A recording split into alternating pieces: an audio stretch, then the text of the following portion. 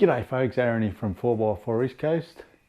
Last week I developed a oil leak on the DR, and so I decided to do this video just to warn all you DR650 owners out there that, that this can happen to you also with an aftermarket exhaust.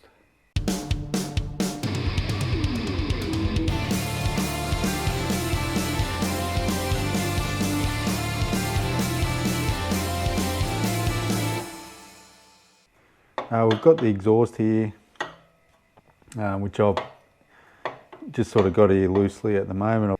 I've undone the clamp down the bottom and I've disconnected it up the top here, so the mid pipe's just sort of loose. So what happened was I ended up at the end of the ride, I saw all this oil all over the engine, and even as far as up inside here, there was oil, there was bloody oil everywhere. I thought it was coming out of the breather, but it turns out when I gave it all a good clean, up in here, I'm not sure if you can see that,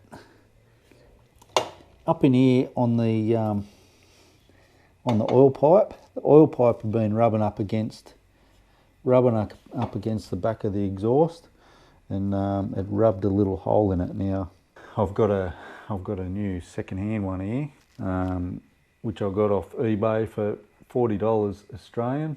So I'm going to pull this apart now and take this oil line off. I've just got, all this is loose, the seat's loose. I've just got to take the tank off to get to the top oil feed bolt up the top there.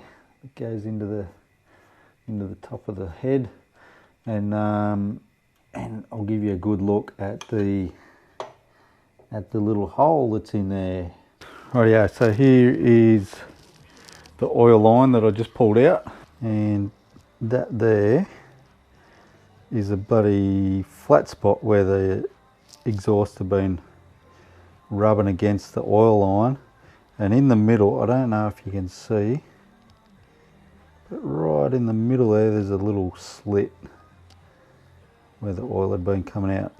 So I'm really just doing this video just to warn other DR riders, because on the DR pages that I'm on Facebook, I've never seen this problem. So a lot of people have that own a DR650 usually upgrade the exhaust to an aftermarket exhaust. Now I've got this is a Stain Tune exhaust. I'm not sure if this happens with any of the other brands, but after I posted this up on a DR650 page, I think DR650 Owners Australia, a couple of blokes did write a comment there to say that it's also happened to them. So it must happen a little bit. I seem to think that where the mid pipe joins onto the header pipe, I think when I've had it apart before, I think I've pushed them too close together, which gave a very minimal gap between the oil pipe and the exhaust. I didn't realise that happened. So last time I had it apart was 18 months ago. So it's been rubbing for 18 months on that exact same spot. So this time when I put it all back together, where the mid pipe and the header pipe join, I'm just gonna, and I've already tested it, I'm just gonna pull this out a little bit. You can already see there, that's where the mid pipe came to before.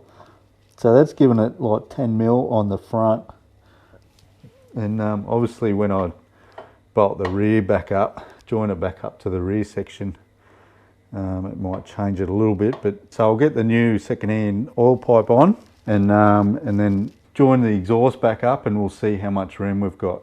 Righto, so I've got the mid pipe back on, the exhaust is on, the mid pipe is joined onto the header pipe. So I did what I said I was going to do, and I left that a little bit proud, so it was out a little bit. Still got enough room under here, under the oil cooler. It's still got enough room under the oil cooler to miss that. And I also have, not sure if you can see down in there, there's about 3 to 4 mil 3 to 4 mil gap between that the oil pipe. 3 to 4 mil gap between the oil pipe and the exhaust. So I achieved what I set out to do. Now, this wasn't a bloody how-to video or anything. It's just a little warning for amateur mechanics like myself, backyard mechanics, that can happen, and you need to remember to leave enough gap between the oil pipe and the mid pipe on the exhaust, so that yeah, it doesn't rub and you don't end up like I did with bloody oil streaming down the side. All sorts of things went through my head. I thought the cam chain adjuster had sprung a leak, because all the oil was sort of all over the starter motor. It just sort of must have been spraying onto the back of the exhaust and shooting back that way, as well as running down over the motor, over the clutch case. Righto, thank you very much for watching. I hope you got something out of this video.